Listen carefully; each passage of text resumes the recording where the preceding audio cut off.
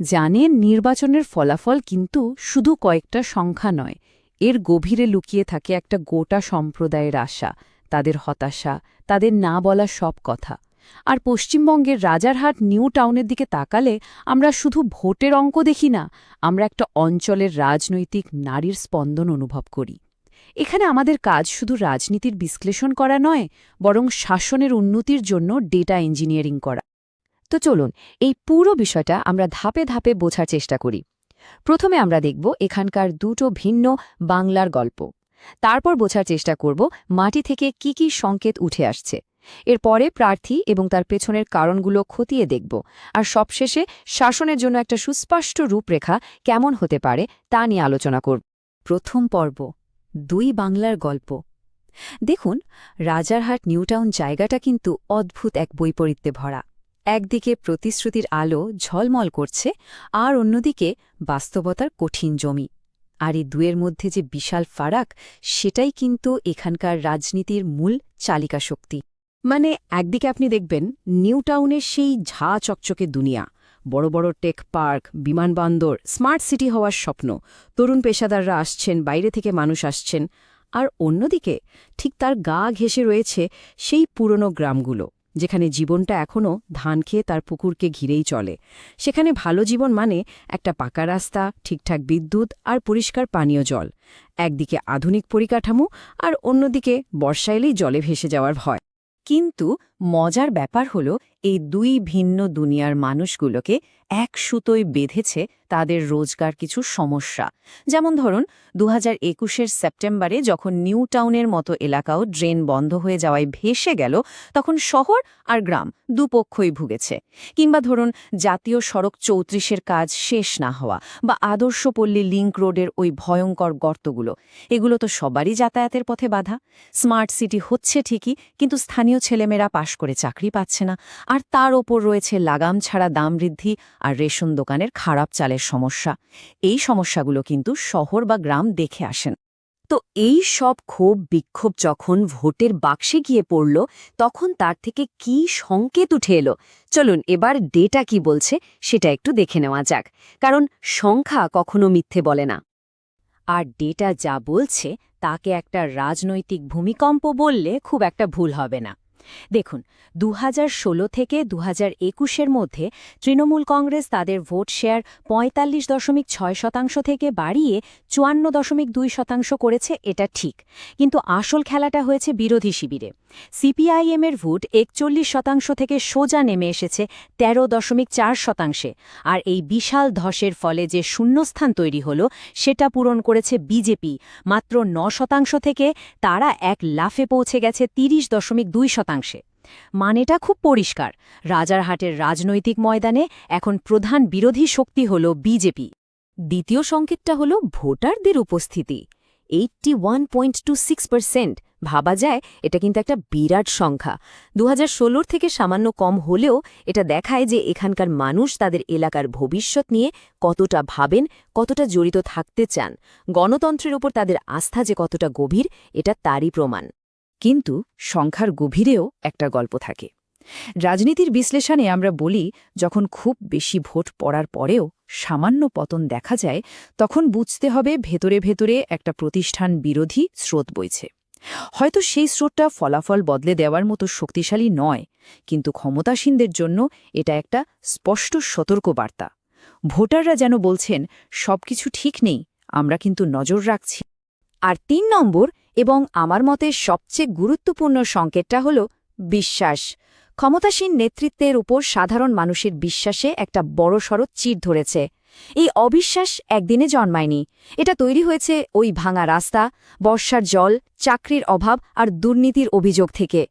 এখানে একটা কথা মনে রাখা দরকার, আমাদের সংবিধানে প্রত্যেক নাগরিককে সম্মানের সঙ্গে বাঁচার অধিকার দেওয়া হয়েছে, আর দায়িত্বশীলভাবে নিজের মতপ্রকাশের স্বাধীনতাও দেওয়া হয়েছে। যখন শাসকের প্রতি বিশ্বাস কমে যায়, তখন বুঝতে হবে কোথাও সেই সম্মানের অধিকার আর মতপ্রকাশের ভরসাটা আঘাত পাচ্ছে। তাহলে প্রশ্ন ওঠে, এই যে এত বড় একটা রাজনৈতিক পট পরিবর্তন, এর পেছনে কারা রয়েছেন? কোন কারণগুলো ভোটারদের এতটা প্রভাবিত করল? চলুন এবার একটু গভীরে গিয়ে এখানকার রাজনৈতিক কলকবজাগুলো খতিয়ে দেখা যাক। ময়দানে প্রধান দুই মুখ। একদিকে ক্ষমতাসীন দলের তাপস চ্যাটার্জি, তিনি বর্তমান বিধায়ক, প্রাক্তন মন্ত্রী, আর তার পেছনে একটা শক্তিশালী দলীয় সংগঠন আছে। কিন্তু অন্যদিকে তার বিরুদ্ধে রয়েছে গুরুতর অপরাধের অভিযোগ এবং সিন্ডিকেটের সঙ্গে যোগাযোগের কানাঘুষো। আর তার বিপরীতে বিজেপির ভাস্কর রায়, তার ভাবমূর্তি স্বচ্ছ, তিনি একজন ব্যবসায়ী এবং ৪৯ বছর বয়সে তরুণ প্রজন্মের কাছে তার একটা আবেদন আছে। তার পক্ষে কাজ করেছে জাতীয় স্তরের হাওয়া, আর ভোটের হারে ওই বিশাল লাভ। মানে একদিকে অভিজ্ঞ শক্তিশালী নেতা, আর অন্যদিকে স্বপ্রতিষ্ঠিত এক নতুন মুখ।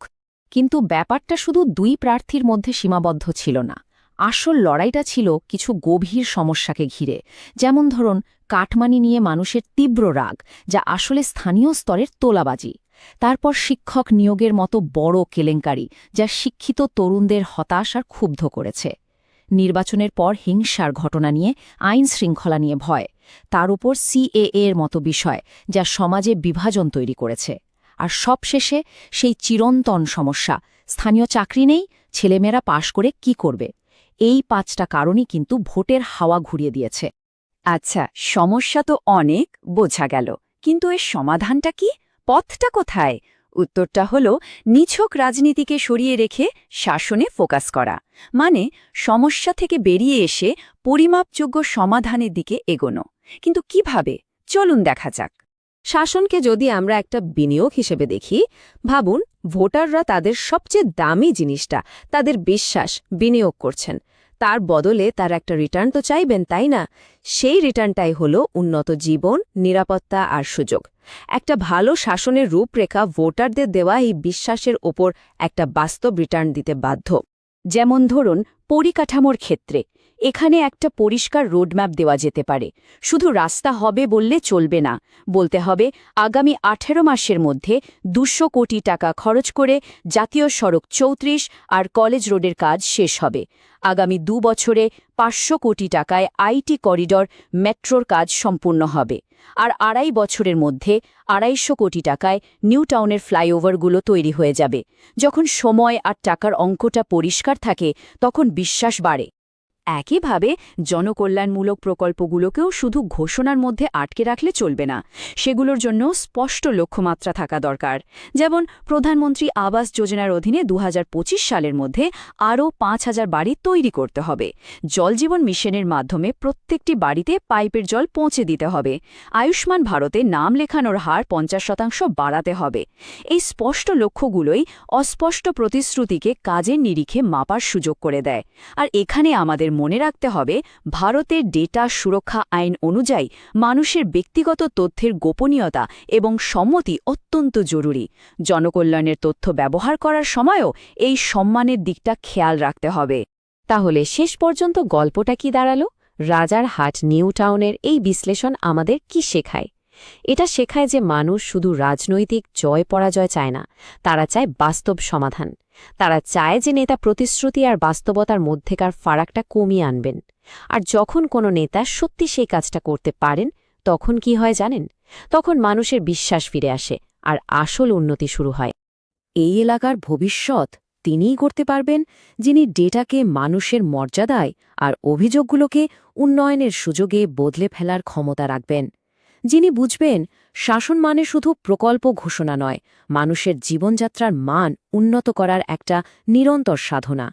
যদি আপনিও একজন জনকেন্দ্রিক নেতা হতে চান এবং আপনার নির্বাচনী এলাকাকে উন্নত করতে চান, তাহলে blueprintstrategies.ai এর সাথে যোগাযোগ করুন mgr@blueprintstrategies.ai তে, অথবা ফোন করুন 08042041602 নম্বরে। রাজনীতির ঊর্ধ্বে উদ্দেশ্য।